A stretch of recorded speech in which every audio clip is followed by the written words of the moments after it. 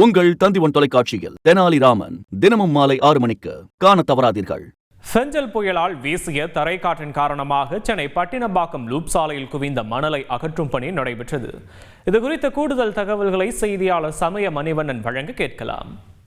இந்த கனமழையின் போது தரைக்காற்றின் வேகமும் அதிக அளவில் காணப்பட்டது. நாம் தற்போது இருக்கக்கூடிய இந்த பட்டினப்பாக்கம் கடற்கரையில் அதிக அளவிலான தரைக்காற்றானது வீசியது. அதாவது ஒரு மனிதர் இந்த பகுதியில் நிற்க முடியாத அளவிற்கு ஆலையை தூக்கும் அளவிற்கு நேற்றைய தினம் தரைக்காற்றானது இந்த பகுதியில் வீசியிருந்தது. குறிப்பாக இந்த தரைக்காற்றின் போது இந்த பீச் ஓரம் உள்ள கடற்கரை மணலானது இந்த லூப் சாலையில் நாம் தற்போது இருக்கக்கூடிய பட்டினப்பாக்கம் லூப் சாலையில் அதிக அளவில் குவிந்து கிடந்தது. குறிப்பாக இந்த சாலையை முழுவதுமாக ஆக்கிரமிக்கும் அளவுக்கு மணலானது கடற்கரை மணலானது காற்றில் அடித்து வரப்பட்டு இந்த சாலை முழுவதும் குவிந்திருந்தது.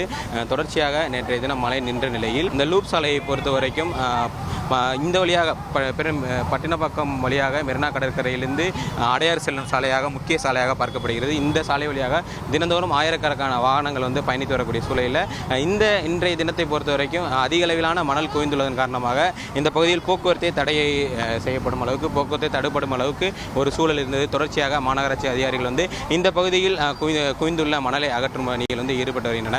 ஜேசிபி வாகனங்கள் கொண்டும் மாநகராட்சி ஊழியர்கள் மூலமும் தொடர்ந்து இந்த லூப் சாலையில் மணலை தீவிரமாக அகற்றும் பணியில் தொடர்ந்து ஊழியர்கள் ஈடுபட்டு வரக்கூடிய காட்சிகளையும் பார்க்க முடியுது.